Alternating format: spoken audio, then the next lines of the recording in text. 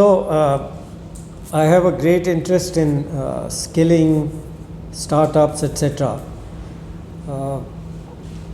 We've always talked about, for 75 years, we talked about micro, small and medium industries. But the startups are really going to be the small industries of the future. So as Honorable PM has often said, from the last 10 years, that the startups are critical, and in some sense we economists have to give the reasons. He has intuitively got that these are really going to be the leading small industries of the future. So what I try to do is learn as much about it as possible, and I was very intrigued to see that there is the Atal Incubation Center and the Technical University. So I wanted to come and see what is going on here. So how was your experience visiting all the startups that is being incubated out here, sir? Well, it is useful to get an idea, because there are a whole range of startups all over, but I think the important thing here is that they are dealing with a region, the Northeast, which has certain constraints of geography, like the hilly areas, and of climate, weather. I think recently you had some floods, so there are some very different challenges in this area which have to be addressed directly, and it's interesting to see how startups, etc., are dealing with these challenges. So since you are associated with NITI Aayog, as compared to India, do you feel there is any difference in the startups or any lag between the startups of the middle in India and the Northeast in particular?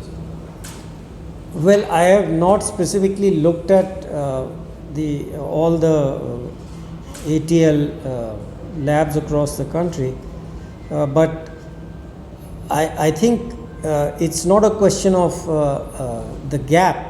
It's really that each group of startups has to focus on their own region. Of course, as has been explained to me, startups from every region are welcome, but I think the important thing is for the people who actually know the place to get involved in solving the problems which confront the kind of daily lives of people. The way I look at it, that is one of the important elements of startup. Now, if you are in a large city, a metro city, you will think of different sets of problems, right?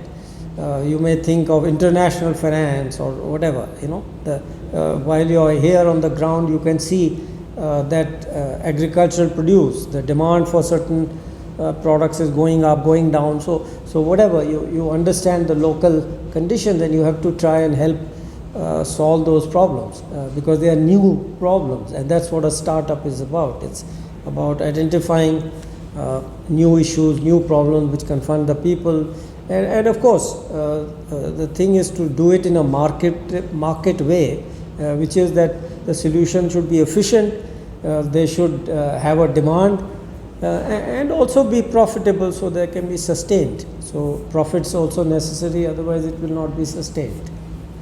Since in the presentation and earlier discussions, there was a talk about limitations of the state, particularly the limitations of connectivity, road connectivity. So do you feel are there any specific industry that the state like Sikkim can excel in the startup system? I think the detail again.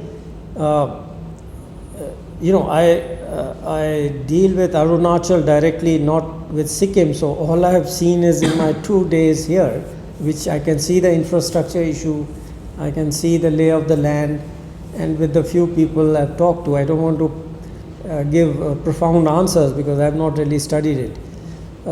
So what I do observe, of course, I observe the growth. I can see it's growing, and I suddenly remembered that Sikkim was one of the fastest growing state. It was actually for a while the fastest growing state in the country. So I don't think the issue is growth. It is in some ways, for example, let us take tourism, right? So it is growing, it's on a fast path. That's probably what has driven the fast growth of Sikkim. But now one has to start thinking a little bit more about, okay, do we get enough higher spending tourists? Or, tourism will clearly remain an important thing. What else can we do? As I heard in the startups today, some startups are thinking, okay, can we make some new forms of entertainment when tourists come, for the public also, but also for tourists, which will be profitable for the entrepreneur and also enjoyable for the tourist. So thinking of new, different things, besides just saying tourism, different kind of market, different kinds of tourists, etc. So that's part of the thing. I mean, if I knew everything, you wouldn't need startups. The idea is to create an environment in which they will solve the problem, they will identify the problem, not me. But of course, part of it they have to understand the plan. I think was mentioned by DC or some you that that there's a vision for Sikkim, for example, now that we are here in Sikkim. So that will also give some ideas. What does the vision say that, okay, these are the 3 important areas. Then one can the public, the startup, the youngsters can go and say, okay, are there opportunities in this, because this is going to grow as per the vision of the government or whoever, right? So it's a mix of these things. So it is clear that the government of India is pushing for the ecosystem, startup ecosystem in the country. But recently, Sikkim, the government or state government of Sikkim recruited more than 20,000 of youths in government jobs, which clearly is a hindrance for the startup ecosystem. So do you feel this kind of policies of the government is actually not benefiting the startup ecosystem or the ecosystem policies that the government of India are making for maybe startups of the country? I am not sure how you are connecting government recruitment with startup. See, I think what affects startups, let me give you one example. When in an old system, they are building codes, right? Now, if we are going to go for a green economy, the government has to change those building codes. I'm just giving you an example because I really don't know that much directly about Sikkim. But so the building codes have to be changed by government. That is what will affect the startups. If they invent some green technology which the codes say you cannot even use, then what is the point, right? So that is, as far as startups are concerned, that is the role of government, to facilitate new ideas, new technologies being implemented. You can invent something, but if you cannot market it, or people cannot buy it because the government doesn't allow in some sense of that word, then then you are hindering, not by other actions. So the actions which matter are the rules, laws, etc., which apply to the products that people invent.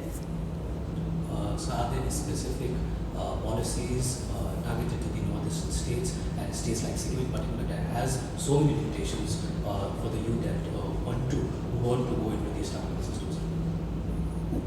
I think the general thing is what is connectivity was a big issue in the whole of Northeast, right? So as you know, the National Highway Program has gone up tremendously. So the government has been trying to address the key issues which affect at a broader level. But the state governments have to focus on those which affect the local region, So it's a partnership. It's a partnership between private sector, academics, government, etc. So finally, so do you feel that the incubation centers like here, the AIC incubation centers, are helping the ecosystem, the startups of the state and the national startups of the Absolutely. I think the Atal Tinkering Labs, the Atal mission has been one of the successful programs of the government. In fact, the last meeting which I kind of was present, they said the first stage has been successful, and the people in NITI have been charged to develop a comprehensive program for the next stage. So hopefully, once that is developed, there will be some outcomes from that. Certainly, any message to the youth of Sikkim who particularly want to go into this startup, but are quite confused if the government will support them or not? Well, that's a challenge which only the state government can address. But what I did stress earlier is one is the motivation is very important, but the other is identifying problems which really affect the people. So, which will affect the market, because if it doesn't do anything for the people, they will not buy it. That's the reason. So, when we say identify something, there are lots of things. I mean, one can get ideas from what is happening nationally or internationally. That is okay. But eventually, you have to see whether there is a demand for it in the places where you want to sell them, right? So, if you are thinking of a national market, then you have to build a national platform. If you are thinking of a local problem, you will have to build a local platform, etc.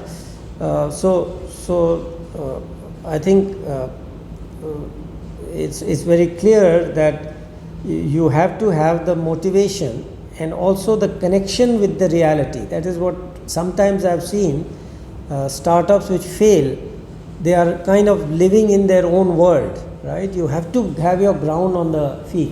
Whether you do it directly or you take the advice of your of your mentors and peers. In fact, what we find is that even in education, sometimes having a mentor is very important, because they can kind of lead you. I mean, it connects to our old concept of guru, yes, right?